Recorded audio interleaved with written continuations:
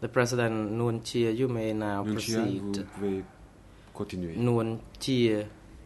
Your Honors, may I suggest that the questions be shorter que les questions because soient plus courtes. I am afraid that when the question is long, I perhaps cannot fully understand or cannot respond appropriately. The President, thank you for your suggestion. May I now suggest that our judges of the bench put shorter questions instead. Donc mes collègues effectivement à poser des questions aussi courtes que Counsel possible. for Kilsampon, you may proceed. Merci, Monsieur le Président. Une très courte question pour vous demander laquelle des parties civiles comptez-vous entendre ce matin, enfin plutôt cet après-midi d'ailleurs, dans quel ordre en fait?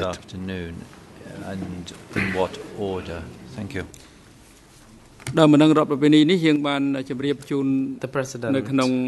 we have already informed the parties in the memorandum de ce que nous comptions faire. That two civil parties will be heard first. Deux parties civiles seront entendues pour commencer.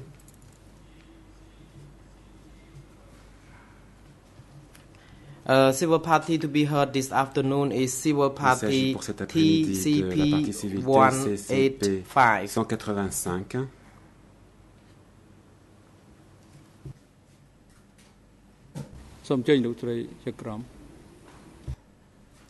Judge Subakatra, you may now proceed. Thank you, President. Noun Chea, in the closing order at paragraph 866, it states that you held military roles between 1970 and 1975. Is that correct?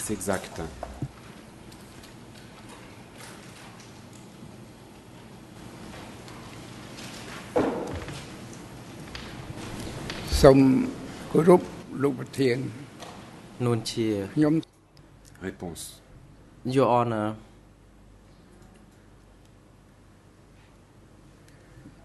I time and again reiterate that I have never been in the military committee. I was in charge of education within the standing committee, and that's dans le all. cadre du comité permanent, et c'est tout.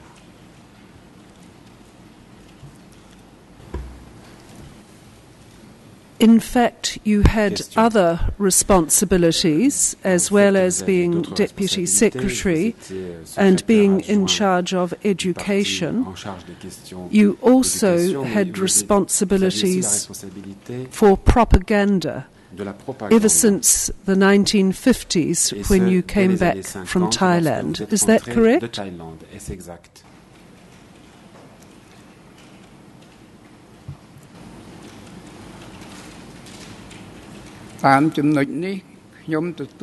Response. According to this, I accept that it is correct. Oui, c'est exact. Because I had to do the propaganda both orally and by printed media. Écrite and I also went to the base to do this work among the local les bases d'appui people. pour faire ce travail de propagande auprès des populations locales. Did you have any part in establishing the revolutionary magazine Red Flag? De la revue L'Étendard révolutionnaire. Oh, I apologize, Revolutionary Flag was the name of the magazine. Étendard révolutionnaire, puisque c'était le nom de la revue.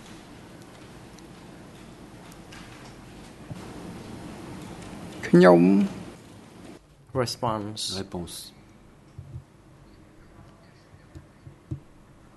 I had no role in establishing the revolutionary flag. It was Pol Pot who was in charge of that.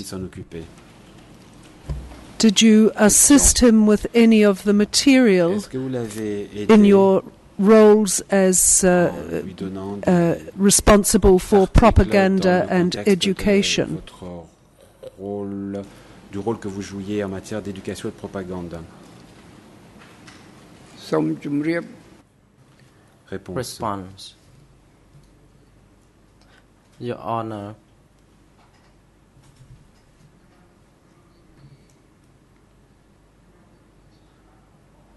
as a person in charge of propaganda and education, étant chargé d'éducation et de la propagande, I was tasked with educating the political line, the revolutionary political line, and the strategic line, ainsi que and la ligne stratégique. Educate people with regard to the love of the nation and the people and the revolution la nation et la révolution. Among cadres of all levels, from the zone de tous les level zone, to the sectoral level, secteur, and commune. Et commune. No, rather, with regard to the commune level, it is the zone and the sector committee who were in charge of the propaganda and education things.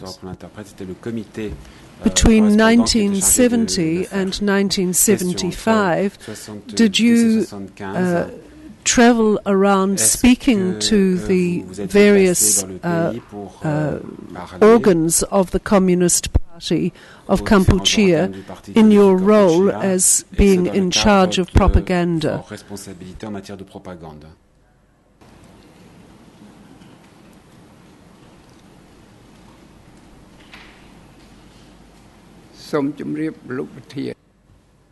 Réponse.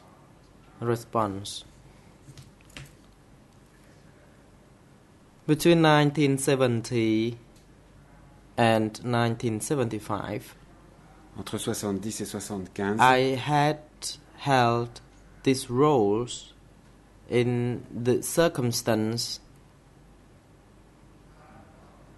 that I was allowed to do so. For example, when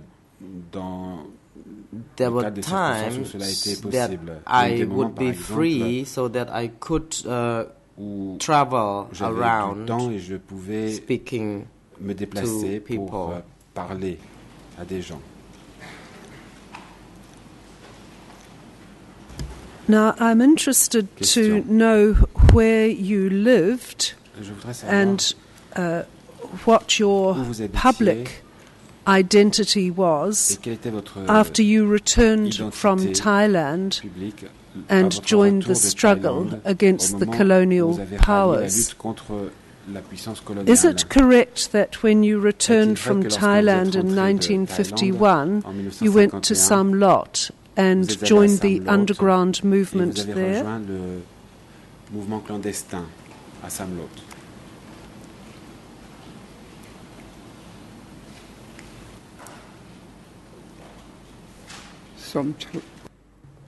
Response, Your Honor. Réponse.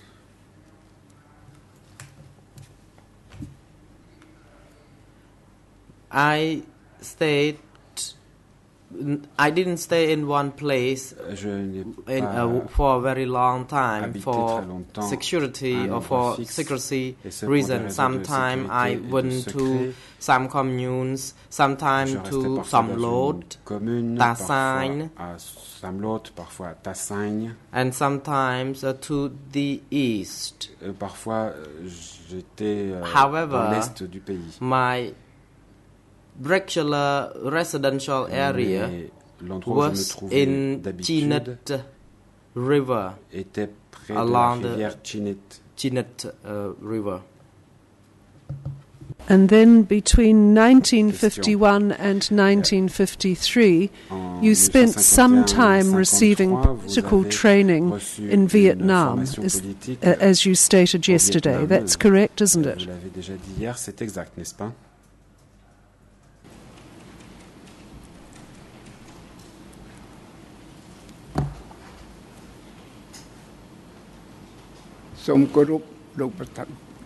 Réponse.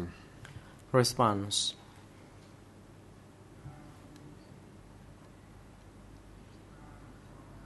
From 1951 to 1953, I received some training from Vietnam. J'ai suivi une instruction au Vietnam. Were you in Vietnam for all of that period, or did you come back to Cambodia from time to time? Allers-retours de temps en temps au Cambodge.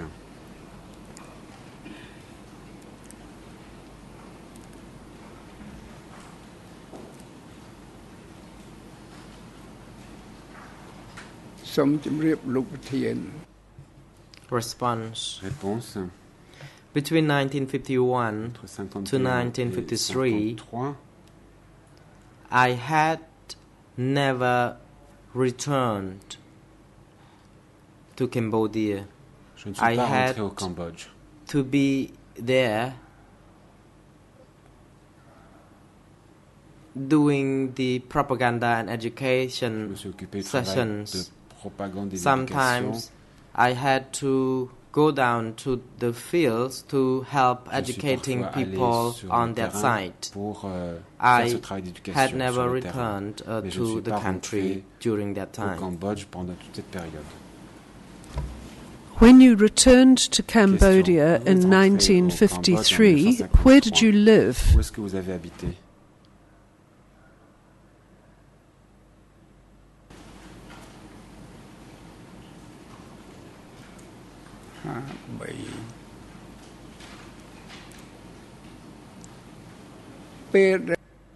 Response. Upon returning to Cambodia à mon retour in au Cambodge 1953, en 1953, as I indicated, I sometimes stayed at one place, sometimes at another. J'ai habité dans For example, I would stay at Bang Lavia along Chinit River in Samlot, j'ai aussi résidé à Samlot, à Tassagne, Kranyung. à Kranyong. It depends on the certain circumstances. For example, if the enemies attacked at their particular locations, then I would have to relocate to others. Je quitte cet endroit. So I could say that my living place were irregular. During that time, it was the time when there was guerrilla war and people would not stay in one place longer. Et on ne restait pas très longtemps au même endroit. And there was a period after the Geneva Accords were concluded when you lived in Phnom Penh and you were thought, everyone thought you were a businessman. Is that correct? Et vous vous faisiez passer pour un homme d'affaires, c'est exact.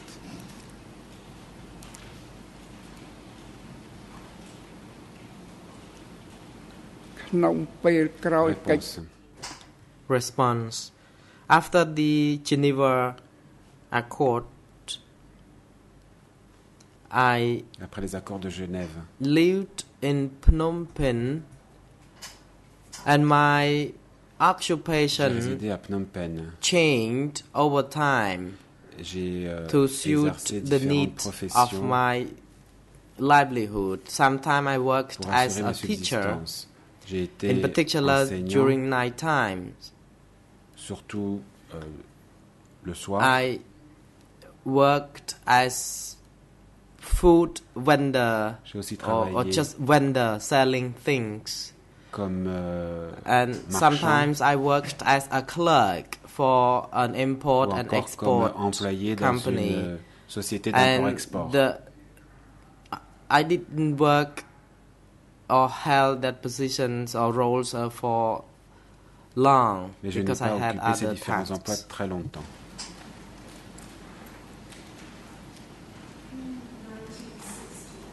In 1963, Ieng Sari and Selot Sa or Pol Pot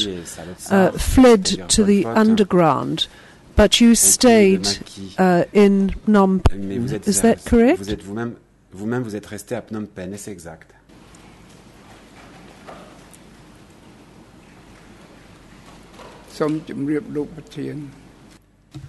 Response. Yes, it is correct, oui, c'est Your exact. Honor. I'm interested to know how you managed to keep your strong connections with the communist movement secret, so that you were able to stay safely in Phnom Penh. Can you explain to me how it was that you could stay in Phnom Penh when Ieng Sari and Pot had to go to the underground in 1963?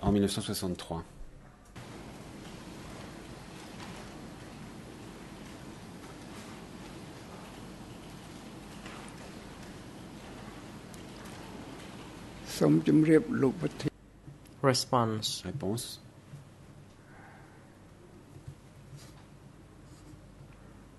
Hiding myself in Phnom Penh and working secretly changed over time. Avec le temps, je suis resté When à I Phnom Penh, j'ai needed travaillé dans le to secret. contact Quand je devais Pol prendre Pot, contact avec Pol Pot, I would have to travel to see him at the border areas. je me rendais à la frontière pour le voir. However, living condition in Phnom Penh was not easy Mais les conditions de vie à because Phnom I Penh n'étaient had pas to do faciles some secret work. pour moi parce que je devais faire ce travail en secret. I could not really blend in the Je Chinese ne pouvais pas vraiment immigrants me community fondre parmi les immigrants because I was chinois. afraid that I would be accused of being this and being that. Car I could not j'avais live peur alors d'être in accusé de quelque villages chose. because it was Je ne pouvais pas non difficult plus as vivre well. dans un village. There Ça were aurait a lot ça of aurait été aussi spies difficile. Il y avait beaucoup d'espions infiltrating in those villages. infiltrés dans les villages. And most importantly, villagers Et chose aussi would importante, come to borrow money from les me. villageois It was as if I had money venaient to m'emprunter de lend to l'argent, them. comme But si moi j'avais eu de l'argent à leur prêter. frankly, I lived near the place where the Mais en Chinese immigrants selling Je vivais près some de l'endroit local où fruits. les immigrants chinois vendaient des I did fruits. not really have proper place to live because I n'avais pas could vraiment not d'endroit à moi pour live vivre. in the places that would not be suitable for the living condition and carrying these secret tasks at that time. Those who were tasked with doing the secret works would know very well how difficult life could have been.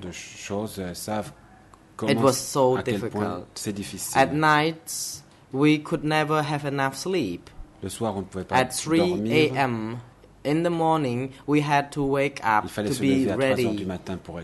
to conduct our work. Because spies would be coming to arrest revolutionaries at 3 p.m. so that they could not manage to escape on time. That's why, as I indicated, I did not really have enough sleep for that reason. Pendant cette période, je n'ai pas eu suffisamment de sommeil. And you said that during this time, while you remained in Phnom Penh, but Pol Pot and Ieng Sari and others were at the base near the Vietnamese border, if you needed to talk to Pol Pot, you had to travel to that area.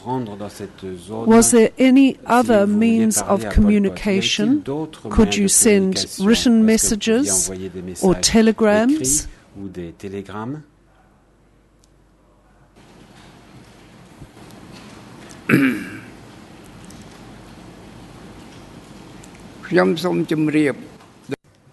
Response. I may respond as follows. When Pol Pot Ieng Sary lived at the border area and when I was in Phnom Penh, when it comes to communication, we had to rely on the messengers. I had to take a car from Phnom Penh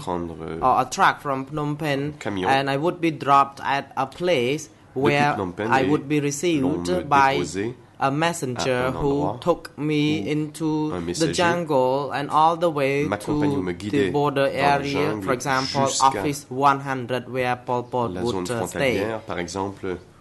au bureau où était Pol Pot. And this was also a tough job as well. Because spies would be everywhere following us. So we had to disguise ourselves into different people and with all aspects. Sometimes I had to disguise myself into being officers or business people. Soit un officier ou un homme d'affaires. And it was in 1970 when the coup d'etat occurred against Prince Sihanouk that you finally left Phnom Penh to join the underground. Is that correct? Phnom Penh et pour prendre le maquis, n'est-ce pas?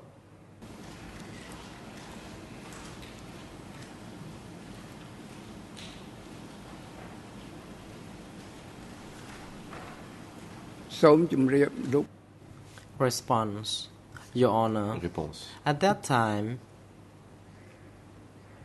when King Sihanouk was toppled, I was at the school educating people at the East Zone. Dans la zone Est. I was not indeed in Phnom Penh donc je n'étais at pas that à Phnom time. Penh quand cela s'est produit. Only a few months later, I could manage to find people to get me back to Phnom Penh. Ce n'est que quelques mois plus tard que j'ai pu. So are you saying that you did not join the underground on the Vietnamese border immediately after the coup d'etat, but you came back to Phnom Penh a few months later? Is that what you're saying? Au moment du coup d'État, mais vous êtes revenu à Phnom Penh quelques mois plus tard. Est-ce là votre réponse?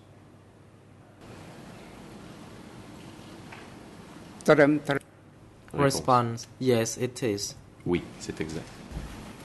How long did you then remain in Phnom Penh? Pendant combien de temps êtes-vous demeuré à Phnom Penh?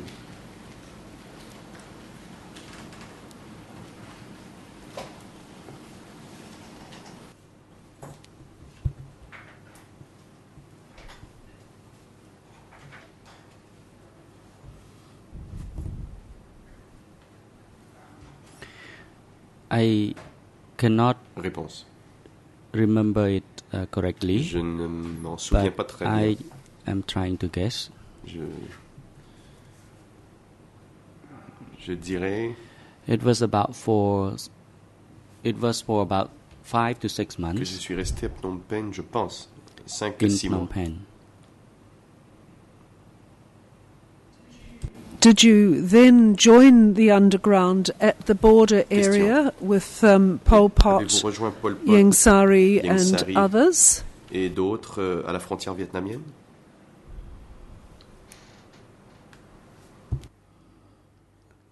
Your Honor, I Réponse. did not take refuge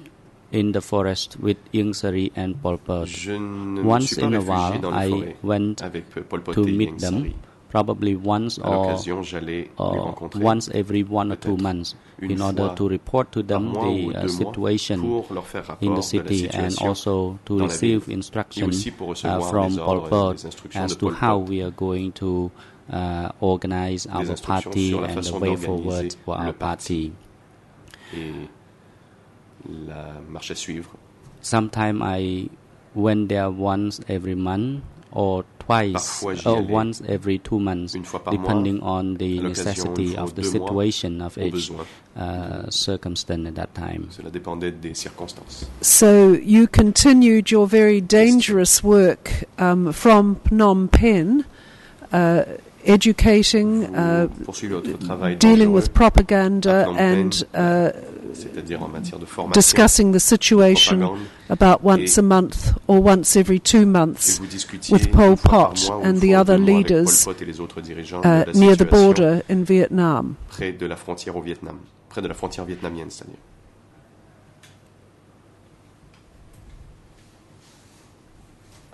Response: Yes, that was correct, Your Honor. Oui, c'est exact. Can you tell us when the Office 100 was moved from the border at Vietnam further into Cambodian territory? Proche de la frontière vietnamienne, plus à l'intérieur des terres cambodgiennes.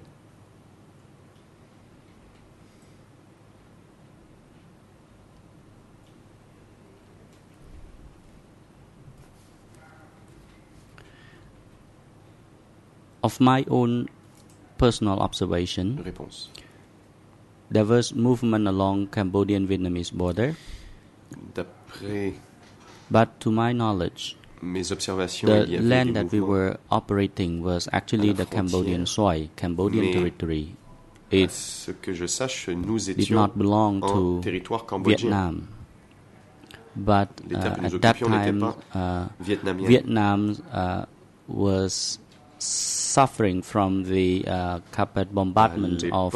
the U.S. That's why Vietnam had to encroach on the Cambodian territory along Cambodian-Vietnam border. Faire des incursions en territoire cambodgien. So as far as I know, the Vietnamese are very intelligent. They contacted with commune chief along Cambodian-Vietnam border, and they bought certain pieces of land along Cambodian border so that their people could reside in those areas. So that's what I knew, and I learned it from the Vietnamese whom I had contacted as well, because they told me that this piece of land that they were residing belonged to Cambodia, but they bought it from the commune chief at that time. But Office 100 did move, did it not? Especially as the Communist Party became more successful in taking land and moving towards Phnom Penh. It moved from time to time, did it not? Le bureau saint a déménagé de temps à autre, n'est-ce pas?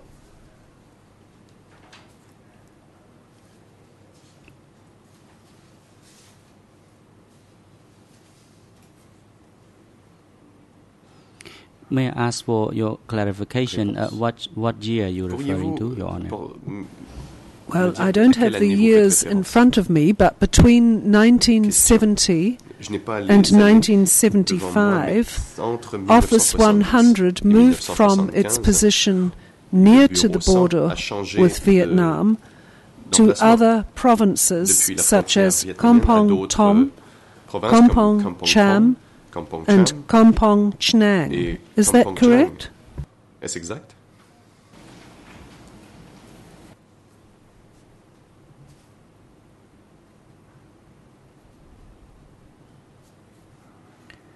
I'm sorry. Once again, I would like to know which year you're referring to, or which period. Je suis désolé. I said between 1970 and 1975, Office 100 moved from time to time, did it not? Déménagé, n'est-ce pas? Le bureau saint. Response. Réponse.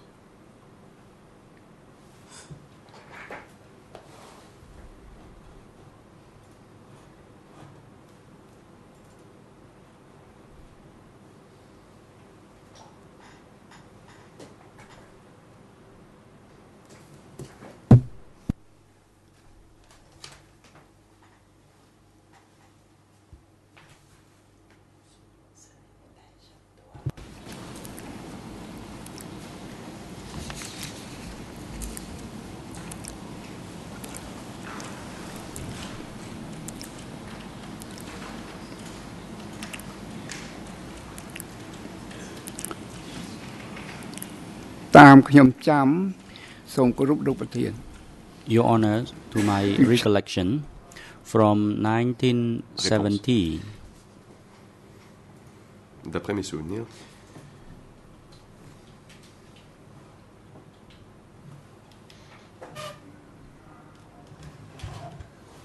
from 1970, à partir de Pol 1970, Pot convened a Central Committee meeting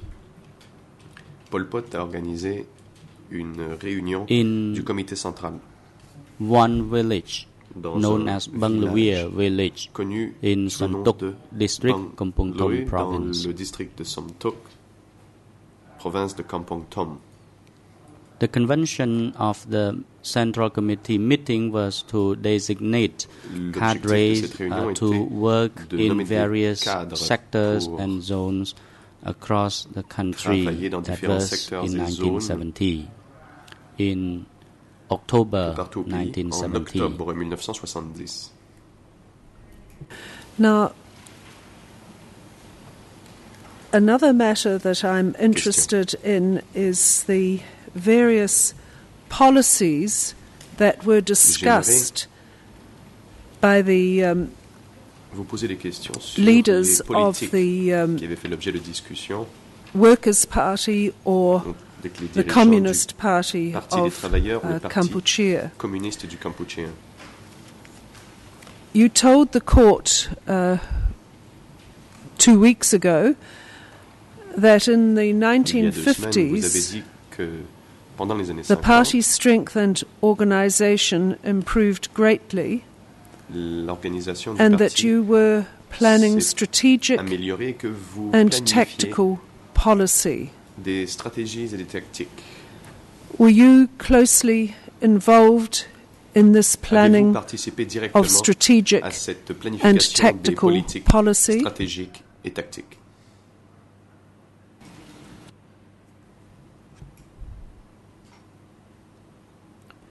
Response. I'm sorry once again, Your Honor. Which year are you referring to? À quelle année faites-vous référence, Well, Madame la Juge? in court 2 weeks ago, you told us that during the 1950s, so I have assumed the decade between 1950 and 1960, that a great deal of planning of strategic and tactical policy was done. My question is, were you engaged in these discussions about strategic planning and tactical policy?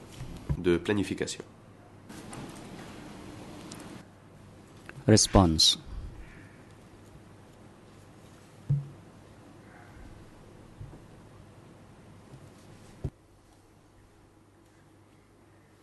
Your Honor, it is a rather long story. Réponse. The period between the 1950s to the 1960s, il s'agit d'une bien longue histoire. it spanned over the period of 10 years or so. Over the period of a decade,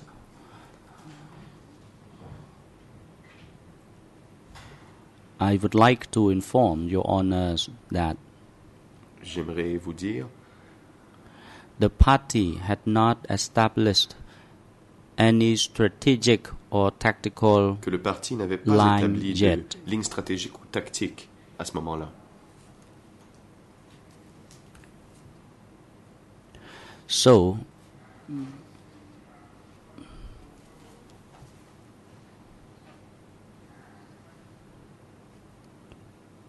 during the period between 1951 to 1957, et donc de 1951 à 1957, Tu Samut organized operational structure in Phnom Penh, a organisé les structures, and he invited me and Salotso for a discussion. d'opération à Phnom Penh et avait invité moi-même et Salotsar pour des discussions. He then told us that our party had not established an independent Il nous a dit alors strategic que and notre parti tactical n'avait pas line établi yet. de ligne stratégique ou tactique indépendante. We still Ne l'avait pas encore fait entirely relying et que nous on dépendions entièrement Vietnam. du Vietnam. Every move we take, we had to Tout geste consult with Hanoi. Imposé Otherwise, devait se faire en that could not consultation be avec Hanoï implemented. et ne pouvait être That's mis en œuvre why sans at that time, leur aval. Tu Samut requested us Et c'est pourquoi Tout Samut nous a demandé to be prepared d'être prêts, to devise a strategic and tactical il lines nous a demandé d'être prêts à step by step élaborer in order étape par to étape, progressivement, une ligne stratégique et tactique get rid of the dominance and control of Vietnam. L'objectif était de se libérer du joug vietnamien. Following the instruction from Tu Samut, who is the most well-respected Tout Samut party member, était le membre du parti le plus respecté. Salotso and I, between Et Salotsar et moi-même 1950 avons suivi ses instructions. Et donc, from 1955, 56 and 57, en 1955, 58 and 59, 57, over the period of 58 4 or et 5 59, years, donc sur une période de 4 ou 5 ans, we were charged with the responsibility to devise on nous a strategic and donné la tactical line charge for the d'élaborer party. la ligne stratégique et tactique du parti.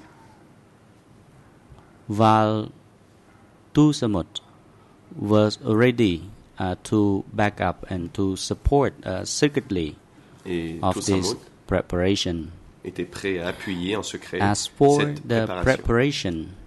of the strategic and tactical line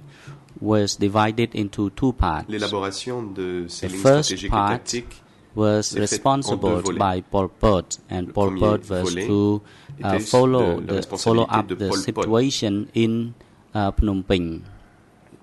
because qui devait he évaluer la had been situation in à Phnom Phnom Penh Penh. and he had known some officers from the Pol Pot previous avait vécu administration, à Phnom so Penh he et could connaissait des be able officiers to follow de up l'Ancien the Régime. development in the city very Il well. était possible And de for suivre myself, l'évolution de la I situation dans la was ville. charged with Quant a à moi, responsibility for contacting j'avais la the former responsabilité cadres d'entrer en contact following avec the d'anciens Geneva cadres Conference in 19 après la signature des accords de Genève following the Geneva Conference in 1954. en 1954.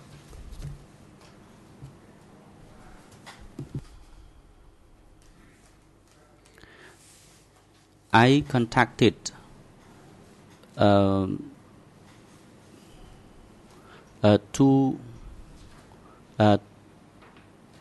two components.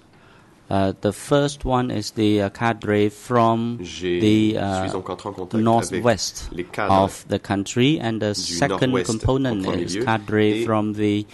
southwest of the country. Les cadres du sud-ouest. And as for Pol Pot, he contacted cadres from the eastern zone,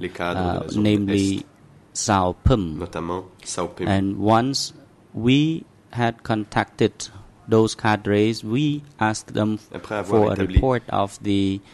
development at the rural areas. We wanted to know the development as well as progress at the rural areas. because Pol Pot was well aware of the situation that was developing in the capital at that time. And on our examination of the situations, we noted that in the countryside, some 80% of the population in the countryside are poor peasants. How do we define poor peasant? Peasants were divided into different categories. Landlords are not considered peasants. They are called landlords. Landlords are those who do not use their labor. They simply hire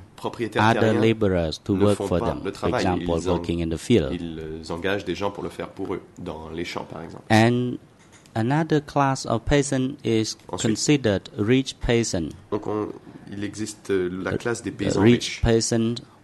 work using the labor as well, but not that much,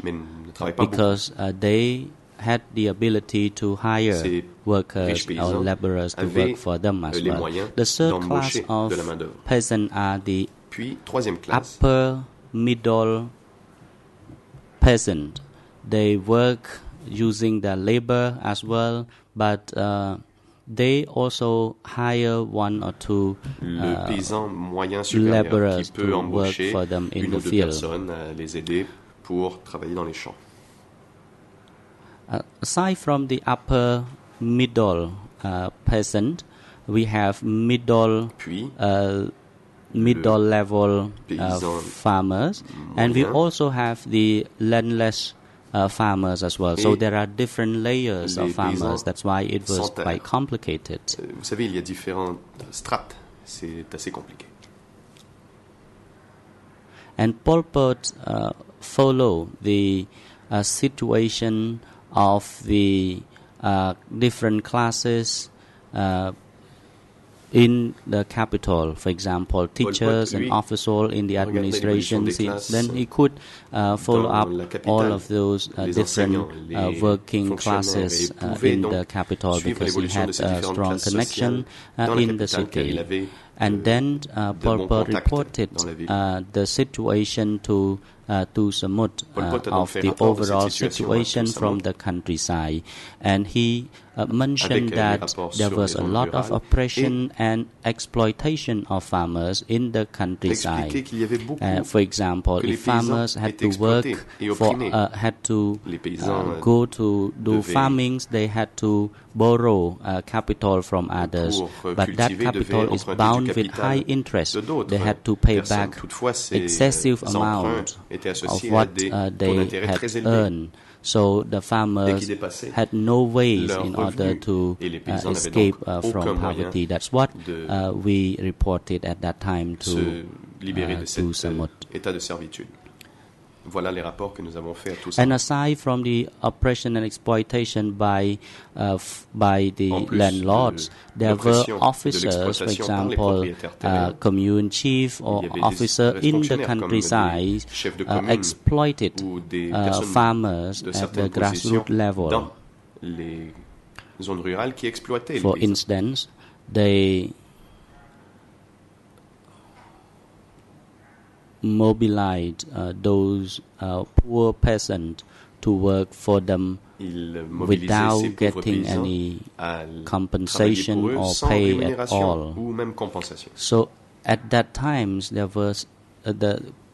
peasant or landless peasant or poor peasant were very or extremely poor and lonely. So it seems that they were devising a so-called policy of isolation of the poor peasant. As for Pol Pot, he tried to trace the living condition of the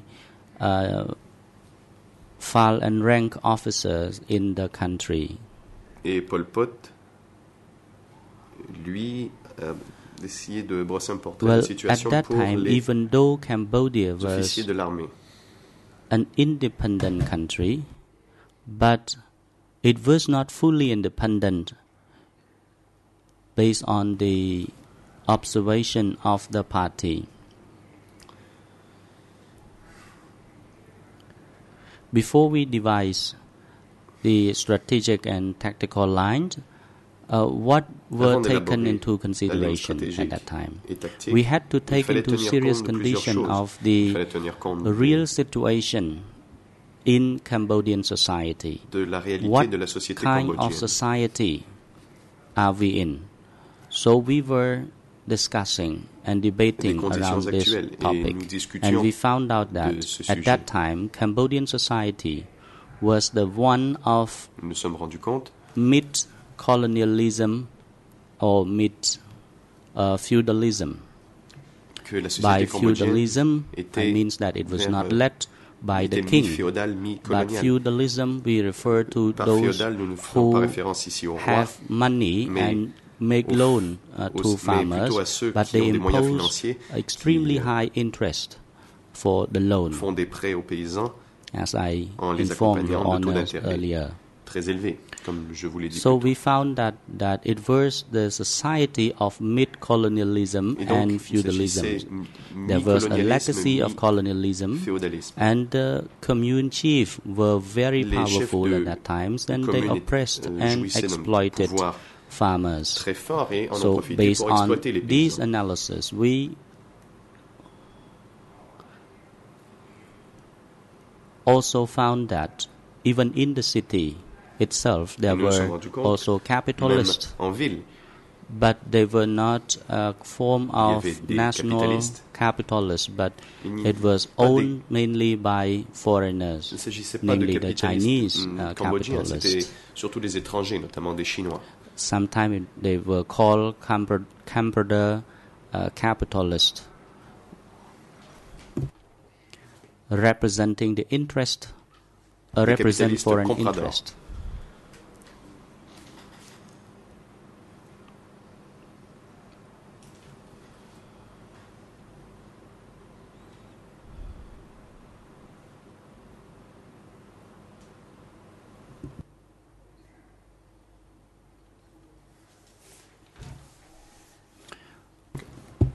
Particularly those importers and exporters. Notamment dans tout ce qui était import-export. At that time, there was a assistance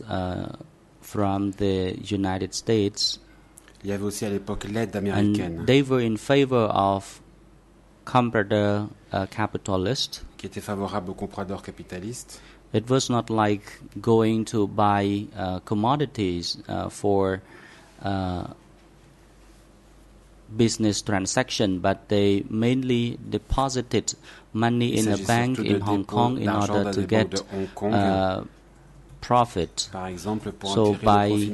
taking into consideration all of these facts, we were of the opinion that our society back then was a mid-feudalism and colonialism. We were not totally independent. It was obvious that we were living in a mid-feudalism because there were capitalists who take advantage of the poor. Et qu'il y avait des capitalistes qui exploitaient les pauvres.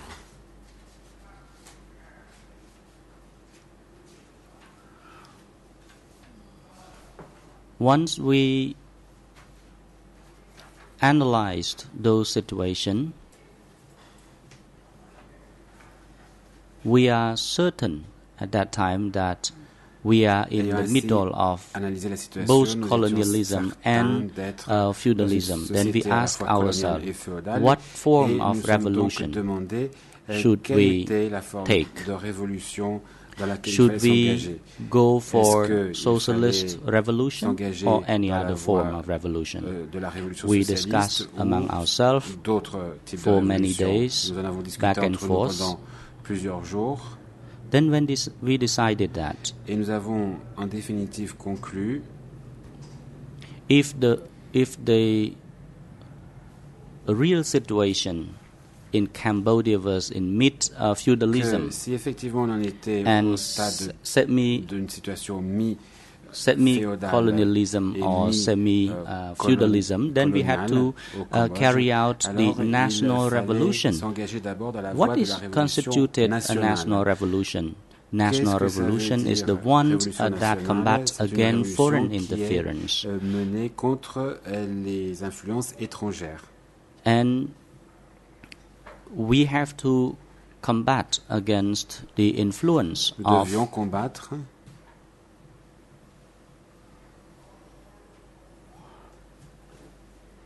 those capitalists who make loans with high interest rate to farmers, so that we can revive the condition of living condition of farmers, so that farmers can be relaxed in doing their farming. And if they are in debt,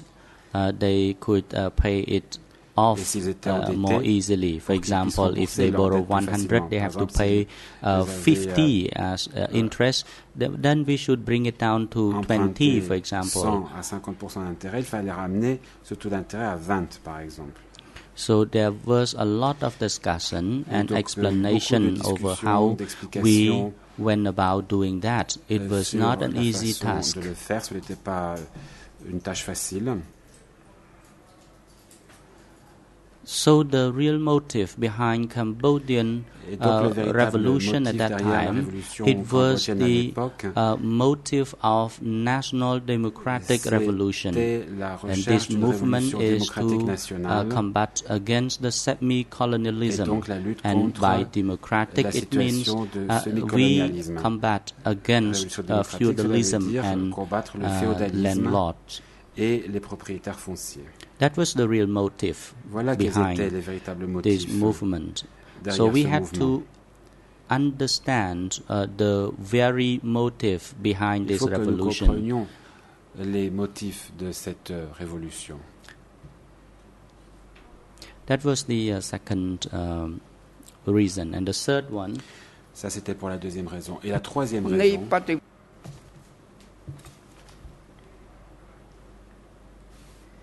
If the real nature of the revolution of the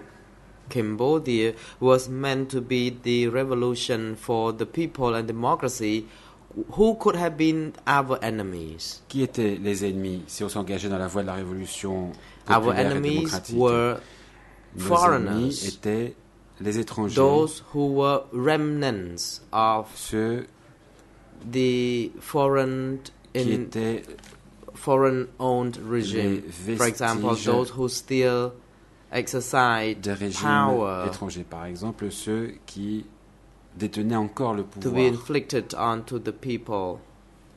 And the semi-feudalism was meant to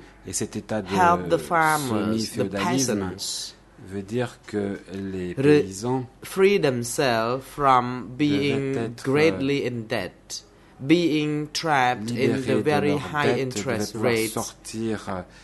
du piège de inflicted l'usure on them by the feudalists. Qui leur était imposé par les féodaux. Really treated their activities as our enemies, not the persons themselves. Et en quelque sorte, nos ennemis, c'était ces activités-là et pas tellement des personnes. With such situation? I would like to go to point number 4. Who would be the revolutionary forces qui seraient les forces at that time? À l'époque? The poor peasants, les paysans pauvres, lower middle class peasants, et les paysans those moyens de la couche inférieure, were the forces for the revolution for the nation and democracy. De la révolution nationale démocratique. Apart from that, there were other people who il y avait d'autres were nationalists personnes encore qui étaient national conscience des patriotes ou qui avaient and une conscience democracy, patriotique. we did not really reject their involvement. For example, the middle class peasants or the rich peasants, although some of whom may have inflicted exploit or may have exploited or oppressed the poor peasants, but if we noted that they could be integrated into our cause, then they could be accepted as well as our forces. La cause, nous pouvions les accepter en notre sein. Point number 4. Where should we conduct such revolution? The revolution for the nation and democracy. La révolution nationale Everything had to start from the rural areas, Il fallait commencer dans les zones remote rurales area, et and this les has zones to be reculées. expanded into នៅចំពោះមុខអង្គជំនុំជម្រះវិសាមញ្ញក្នុងតុលាការកម្ពុជាហៅកាត់ថាអវតកឬស្លាកដីខ្មែរក្រហមសំណុំរឿង002ដំណាក់កាលទី1គឺជាការជំនុំជម្រះក្តីទី1ក្នុងលោកទៅលើជនជាប់ចោទពីររូបដែលជាអតីតមេដឹកនាំជាន់ខ្ពស់ខ្មែរក្រហមជនជាប់ចោទទាំងពីររូបគឺនួនជាអតីតអនុលេខាបកកុម្មុយនីសកម្ពុជានិងខៀវសំផនអតីតប្រមុខរដ្ឋកម្ពុជាប្រជាធិបតេយ្យជនជាប់ចោទទី3អៀងសារីអតីតឧបនាយករដ្ឋមន្ត្រីទទួលបន្ទុកកិច្ចការបរទេសអៀងសារីលែងស្ថិតនៅក្នុងសំណុំរឿងនេះទៀតហើយដោយសារគាត់បានស្លាប់នៅថ្ងៃទី14ខែមិនិនាឆ្នាំ2013ជនជាប់ចោទទាំងពីរត្រូវបានចាប់ប្រកាន់ថាបានទទួលខុសត្រូវព្រមប្រទានចំពោះអក្រិតកម្មប្រឆាំងមនុស្សជាតិការរំលោភបំពានយ៉ាងធ្ងន់ធ្ងរទៅលើអនុសញ្ញាទីក្រុងហ្សឺណែវឆ្នាំ1949និងអំពើប្រល័យពូជសាសន៍ដែលត្រូវបានចាប់ប្រកាន់ថាបានប្រព្រឹត្តឡើងនៅក្នុងប្រទេសកម្ពុជានៅចន្លោះថ្ងៃទី17ខែមេសាឆ្នាំ1975ដល់ថ្ងៃទី6ខែមករាឆ្នាំ1979ដោយសារតែការចាប់ប្រកាន់មានទំហំធំធេងហើយដោយការដំណោះស្រាយមានជាង 1000 ទំព័រទើបចៅក្រមបានសម្រេចបំបែកការចាប់ប្រកាន់ព្រំប្រទានទាំងនេះទៅជាការជំនុំជម្រះក្តីតាមផ្នែកឬវគ្គតូចៗដូច្នេះទំហំនៃការចាប់ប្រកាន់នៅក្នុងសំណុំរឿង002ដំណាក់កាលទី1ផ្ដោតសំខាន់ទៅលើការចាប់ប្រកាន់អំពីអក្រិតកម្មប្រឆាំងមនុស្សជាតិតាក់ទិនទៅនឹងការជំលះប្រជាជនដោយបង្ខំ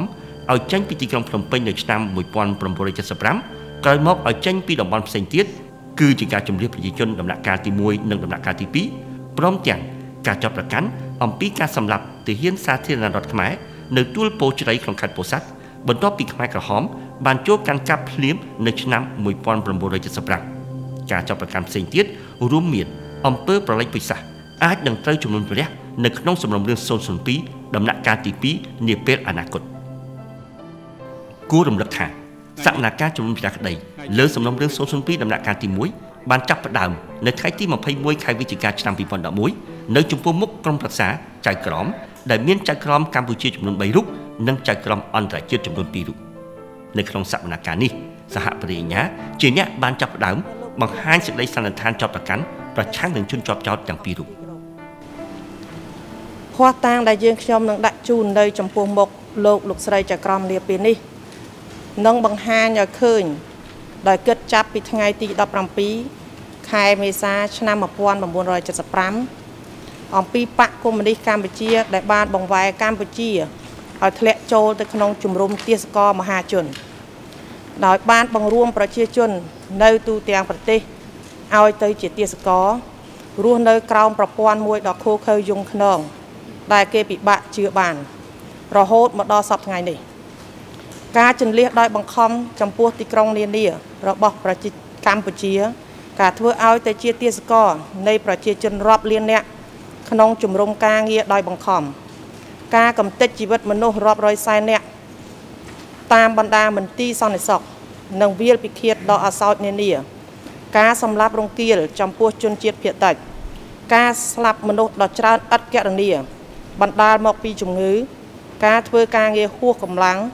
ការរំលោភនិងការបង្អត់អាហារដែលឧក្រិដ្ឋកម្មទាំងនេះត្រូវបានបញ្ជា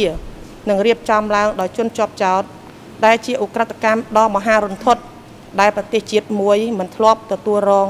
ក្នុងប្រវត្តិសាស្ត្រសម័យទំនើបនេះ ក្នុងឋានៈខ្លួនជាមេដឹកនាំជាន់ខ្ពស់នៃបកកុម្មុយនីសកម្ពុជា នួនជាអៀងសេរីនិងខៀវសំផនបានបង្កើតនិងអនុវត្តនូវគោលការណ៍អក្រិតនៅក្នុងប្រទេសជាតិទាំងមូលហើយបណ្ដាលឲ្យមរណភាពដល់ប្រជាជន2លាននាក់ដាក់ឲ្យប្រជាពលរដ្ឋរបស់ខ្លួនស្ថិតនៅក្នុងអំពើដ៏អមនុស្សធម៌បំផុតជនជាប់ចោតក៏ត្រូវបានអនុញ្ញាតឲ្យធ្វើសេចក្តីថ្លែងបើកនៅក្នុងសវនកម្មដំបូងនេះដែរថ្ងៃនេះខ្ញុំនួនជាត្រូវបានផ្ដល់ឲ្យនៅឱកាសមួយដែលខ្ញុំរងចាំយូរមកហើយគឺការបំភ្លឺជូនជនរួមជាតិអ្នកស្នេហាជាតិនិងកូនខ្មែរទាំងអស់អំពីការពិតដែលកើតមានឡើងក្នុងប្រវត្តិសាស្ត្ររបស់កម្ពុជាប្រសិនបើសុខភាពរបស់ខ្ញុំអំណោយផលខ្ញុំនឹងព្យាយាមពន្យល់និងដោះស្រាយបំភ្លឺនៅរាល់បញ្ហាទាំងអស់គឺដើម្បីប្រវត្តិសាស្ត្រមួយដ៏ត្រឹមត្រូវមិនមែនប្រវត្តិសាស្ត្របម្រើខាងផ្នែកនយោបាយនោះទេទោះជាអ្វីដែលខ្ញុំទើបតែនិយាយយ៉ាងនេះក៏ដោយយ៉ាងណាក៏ដោយខ្ញុំនៅតែសង្ឃឹមថាយ៉ាងហោចណាស់តុលាការនេះក៏អាចជាឱកាសឲ្យខ្ញុំបានពន្យល់ដល់ជាតិយើងដើម្បីយល់ថាហើយមិនដេចបានជាខ្ញុំដែលជាអ្នកកាន់អំណាចមួយខ្ពស់ជាផ្លូវការក្នុងរបបកម្ពុជាប្រជាធិបតេយ្យហើយខ្ញុំនៅតែថាមិនដែលបានចូលរួមសម្រាប់កិច្ចការអ្វីធំដុំសោះក្រោយពីភាគីទាំងអស់បានធ្វើសេចក្តីថ្លែងបើកផ្នែកជាប់ពាក់ព័ន្ធផ្សេងនៃដីកាដំណោះស្រាយត្រូវបានអាននៅក្នុងសវនកម្មបន្ទាប់មកអង្គជំនុំជម្រះសាលាដំបងបានចាប់ផ្ដើមចោទសួរនួនជាខ្ញុំសូមជម្រាបយ៉ាងនេះឲ្យស្មោះត្រង់ទៅចុះដើម្បីកុំយល់ច្រឡំថាប្រជាជនខ្មែរនេះនិយមយួនថាប្រជាជនខ្មែរនេះជាអក្រិតកម្មសង្គ្រាមជាអីដូចជាសេចក្តីចោទអំបញ្ញមិញនេះខ្ញុំថាមិនមែនខ្មែរទេកុំច្រឡំតើបីយុវជនចំនួនក្រោយយល់ប្រវត្តិសាស្ត្រឲ្យកុំយល់ថាខ្មែរក្រហមវាអាក្រក់ខ្មែរក្រហមបល័យពូជសាសន៍ខ្មែរក្រហមជាកតកម្មសង្គ្រាមខ្មែរក្រហមស្អីទាំងអស់វាអត់សោះធៀបសំផតបានជម្រាបចៅក្រមថាគាត់នឹងសម្រេចថាតើគាត់នឹងឆ្លើយសំណួរឬអត់នោះលុះត្រាតែសហបរិញ្ញាបានបង្ហាញផុសតាំងទាំងអស់ដែលប្រឆាំងនឹងគាត់សិនទោះជាយ៉ាងណាគាត់បានស្នើសុំការអនុញ្ញាតអានចម្លើយតបទៅនឹងការចាប់ប្រកាន់អំពីទូនីតិមួយចំនួនរបស់គាត់នៅមុនខែមេសាឆ្នាំ1975ក្នុងរយៈកាលតស៊ូប្រដាប់អាវុធប្រឆាំងនឹងរដ្ឋាភិបាលលន់នល់គឺពលពតដែលបានចាត់តាំងខ្ញុំឲ្យទទួលមុខតំណែងដែលខ្ញុំមិនបានដឹងសោះនោះជាឧបនាយកខ្យល់រដ្ឋមន្ត្រីការពារប្រទេសខ្យល់អគ្គបញ្ជាការខ្យល់ការពិតខ្ញុំគ្មានអធិពលអ្វីតែបន្តិចក៏គ្មានដែរទៅលើកងទ័ពសូម្បីតែអង្គភាពតូចមួយក៏គ្មាននៅក្រោមបង្គាប់របស់ខ្ញុំដែរផ្ទុយទៅវិញខ្ញុំត្រូវលះបង់អត្តភាពរបស់ខ្ញុំកិត្តិយសរបស់ខ្ញុំដើម្បីខ្ញុំអាចបំពេញភារកិច្ចជូនមាតុភូមិរបស់ខ្ញុំដែលកំពុងត្រូវរងគ្រោះថ្នាក់ដល់អាយុជីវិតនៅក្នុងកិច្ចដំណើរការនីតិវិធីពិនិត្យភស្តុតាងចៅក្រមបានស្ដាប់សក្ខីកម្មពីសាក្សីចំនួន92នាក់ ក្នុងនោះមាន52នាក់ជាសាក្សីបញ្ជាក់ពីអង្គហេតុ3នាក់ជាសាក្សីអ្នកជំនាញ5នាក់ជាសាក្សីបញ្ជាក់អត្តចរិតរបស់ជនជាប់ចោទនិង32នាក់ជាដើមបណ្ដឹងរដ្ឋបវេនីបន្ថែមពីលើអក្រិតកម្មប្រឆាំងមនុស្សជាតិដែលបានចោទប្រកាន់ប្រឆាំងនឹងជនជាប់ចោទសាក្សីទាំងនេះក៏បានផ្ដល់សក្ខីកម្មពីប្រវត្តិសាស្ត្រវតារបស់បកកុម្មុយនីសកម្ពុជាការបង្កើតរដ្ឋាភិបាលកម្ពុជាប្រជាធិបតេយ្យពលគឺរចនាសម្ព័ន្ធរដ្ឋបាលនិងទំនាក់ទំនងរបស់រដ្ឋាភិបាលកម្ពុជាប្រជាធិបតេយ្យព្រមទាំងទូនីតិរបស់ជនជាប់ចោទនៅក្នុងរដ្ឋាភិបាលកម្ពុជាប្រជាធិបតេយ្យការជម្រាបប្រជាជនចេញពីទីក្រុងភ្នំពេញត្រូវបានដេញដោលយ៉ាងលម្អិតក្នុងការប្រជុំនៅប5ហ្នឹងតើមានពេលណាមួយដែលគេប្រជុំលើកឡើងអំពីបញ្ហាតាក់ទងទៅនឹងការជម្រាបប្រជាជនដែរទេ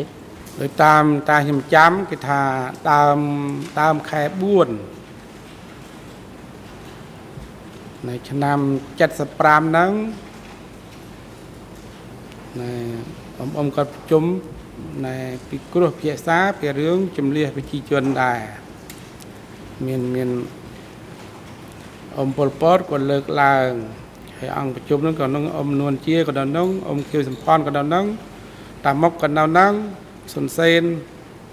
ណែគួយធួនវ៉ាន់វ៉េតចេញអនហ្នឹងហើយនឹងតភឹមអីហ្នឹងសោភឹមអីហ្នឹងដល់នោះទាំងអស់មានប្រជុំម្ដងដែរហ្នឹង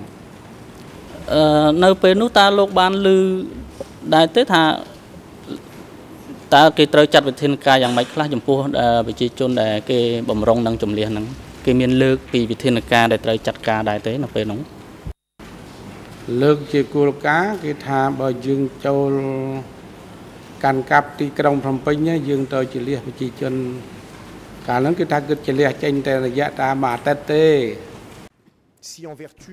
អ្វីដែលខ្ញុំចង់ដឹងនោះគឺថាបើយោងតាមវិធានរក្សាការសម្ងាត់ដែលមាននៅសម័យនោះលោកខ្លួនឯងផ្ទាល់ដែលជាកងការពារនោះតើលោកមានសិទ្ធិទៅ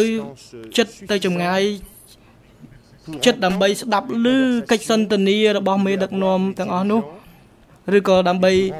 ស្ដាប់ឮអំពីខ្លឹមសារនៃកិច្ចប្រជុំយុទ្ធសាស្ត្រដែលបានរៀបចំនោះ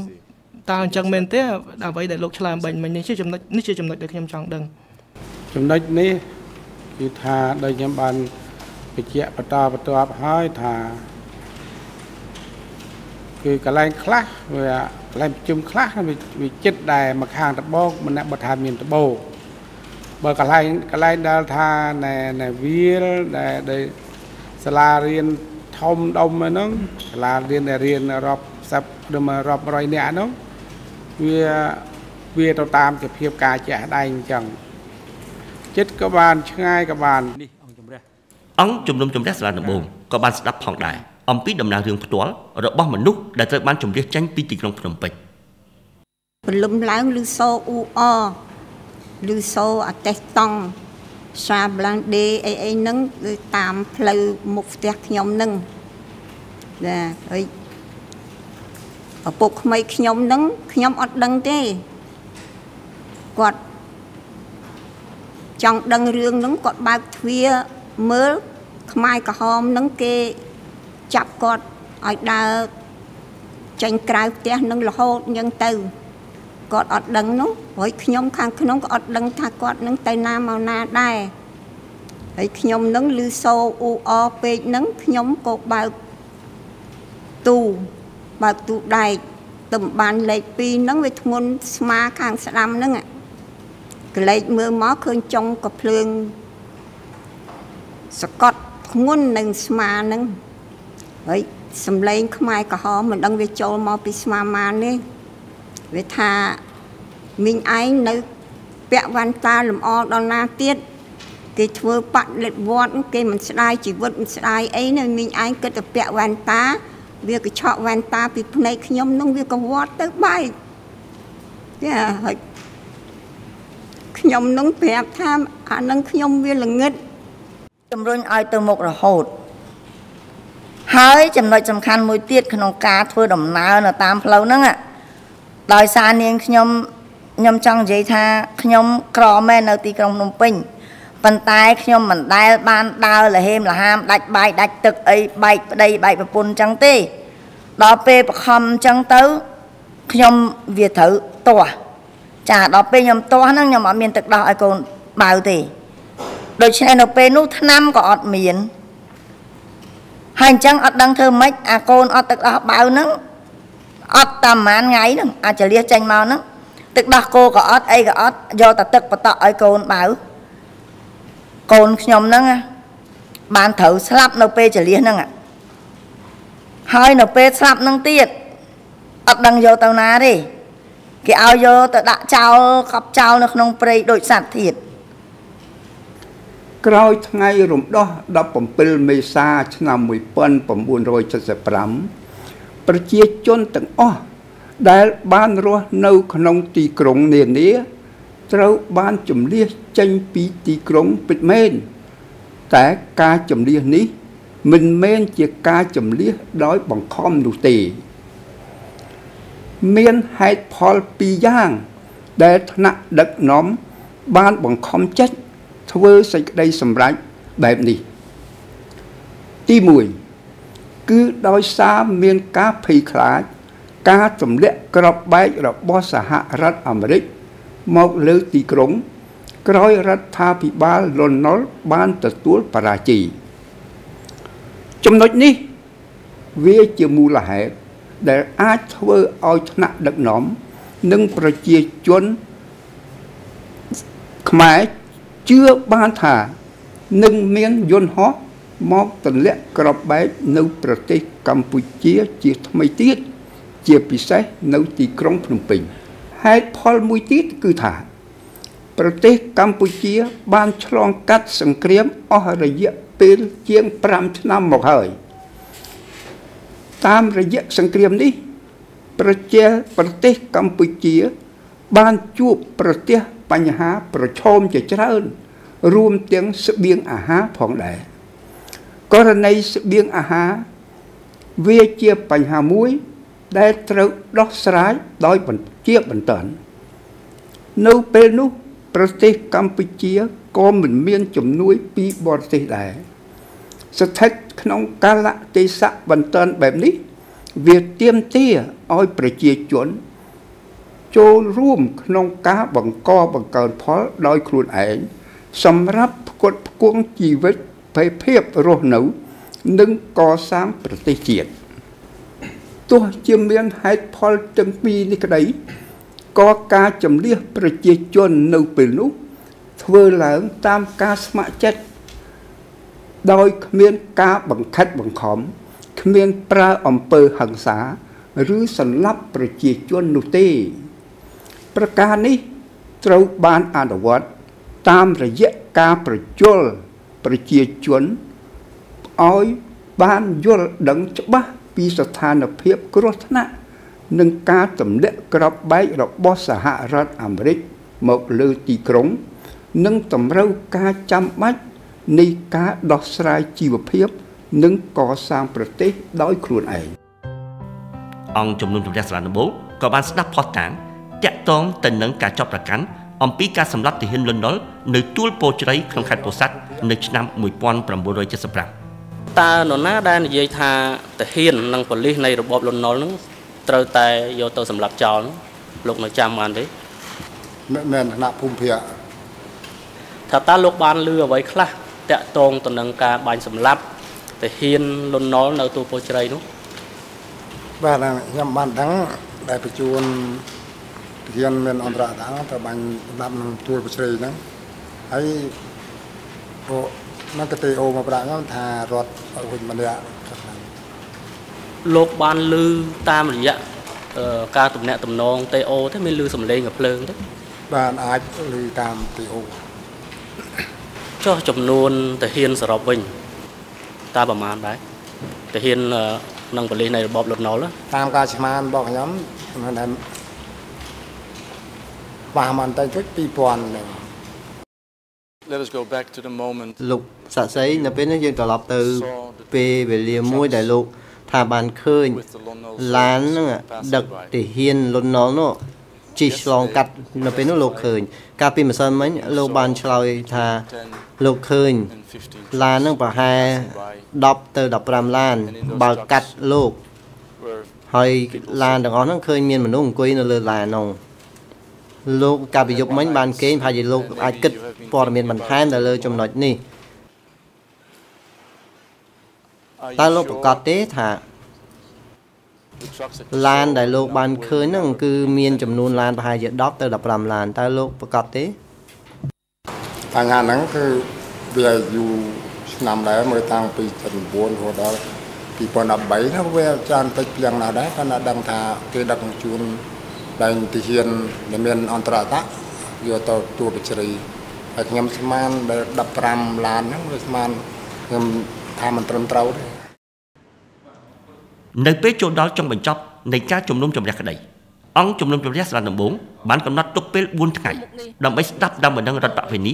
ធ្វើសេចក្តីថ្លែងការណ៍អំពីព្យុះស្នាក់កម្មឬទុក្ខវេទនាដែលពួកគាត់បានទទួលរងដោយសារអក្រិតកម្មដែលត្រូវបានចោទនៅក្នុងសំណុំរឿង002ដំណាក់កាលទី1ដំណឹងរដ្ឋបវេនីក៏ត្រូវបានអនុញ្ញាតផងដែរឲ្យចោទសួរជនជាប់ចោទតែលោកមានគំនិតក្នុងការសុំទោសដល់ប្រជាជនកម្ពុជាទេជាពិសេសក្នុងនាមដែលមិនដឹងរដ្ឋបវេនីក្នុងនាមខ្លួនខ្ញុំផ្ទាល់ខ្ញុំសូមទទួលខុសត្រូវទាំងអស់នៅអ្វីដែលកើតមកកន្លងមកក្នុងសម័យកម្ពុជាប្រជាធិបតេយ្យដូច្នោះខ្ញុំមិនគេចវេះទៅណាទេខាងផ្លូវចិត្តខ្ញុំសូមទទួលការខុសត្រូវទាំងអស់ដោយស្មោះអស់ពីចិត្តនេះសូមជម្រាបដោយត្រង់ពីព្រោះក្នុងឋានៈជាសមាជិកម្នាក់របស់កម្ពុជាប្រជាធិបតេយ្យខ្ញុំហ៊ានទទួលខុសត្រូវទោះបីជាខ្លួនខ្ញុំបានប្រព្រឹត្តដោយផ្ទាល់ឬមិនដោយផ្ទាល់ក៏ដោយតែខ្ញុំសោកស្ដាយណាស់ចំពោះព្រឹត្តិការណ៍ទាំងឡាយដែលកើតឡើងដោយចេតនាឬអចេតនាហើយទោះបីជាខ្ញុំដឹងឬមិនដឹងក៏ដោយខ្ញុំសូមបញ្ជាក់ហើយបញ្ជាក់ទៀតថាខ្ញុំទទួលខុសត្រូវទាំងអស់ខាងផ្លូវចិត្តខ្ញុំសូមជម្រាបបញ្ជាក់អញ្ចឹងក្នុងឱកាសនេះខ្ញុំសូមចូលរួមមរណទុក្ខការសោកស្ដាយចំពោះការបាត់បង់គ្រួសាររបស់លោករំដួលថ្ងៃនេះខ្ញុំក៏សូមទោសលោកទៀតខ្ញុំសូមលំអោនកាយគោរពដល់វិញ្ញាណក្ខន្ធឪពុករបស់លោកម្ដាយរបស់លោកនិងសាច់សាលោហិតរបស់លោកដែលបានចាក់ឋានទៅក្នុងក្តីឈឺចាប់ខ្លោបសាររោគនិយាយមិនបានកាលពីដំបូងជនជាប់ចោទទាំងពីររូបបានជម្រាបចៅក្រមថាពួកគាត់នឹងជល់ព្រមឆ្លើយសំណួរណាក៏ដោយដែលភាគីផ្សេងចោទសួរពួកគាត់នៅពេលចុងបញ្ចប់នៃការជំនុំជម្រះក្តីប៉ុន្តែក្រោយមកជនជាប់ចោទទាំងពីររូបបានផ្លាស់ប្ដូរជំហររបស់ខ្លួនវិញលោកប្រធានលោកស្រីចៅក្រមលោកស្រីទាំងអស់ដែលមានមុខនៅទីនេះបងប្អូនរួមជាតិទាំងអស់ជាទីគោរពស្នេហា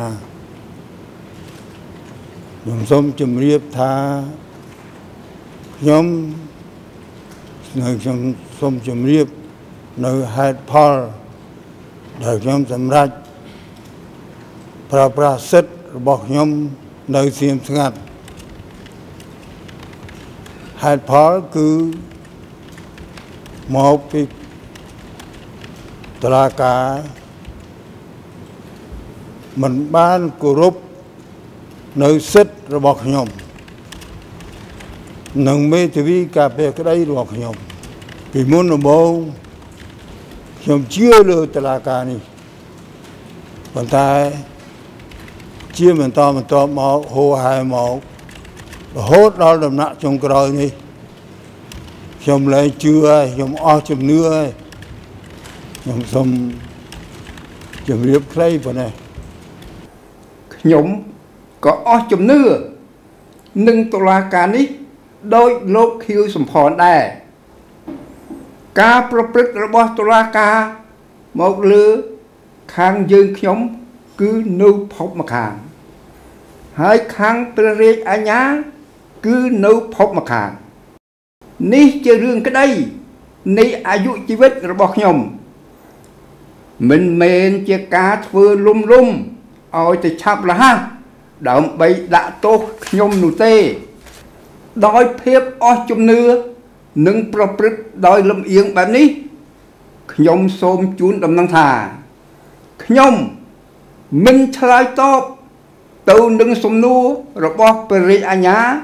និងភាគីនានានៅក្នុងតុលាការដែលមិនយុត្តិធម៌នេះទេស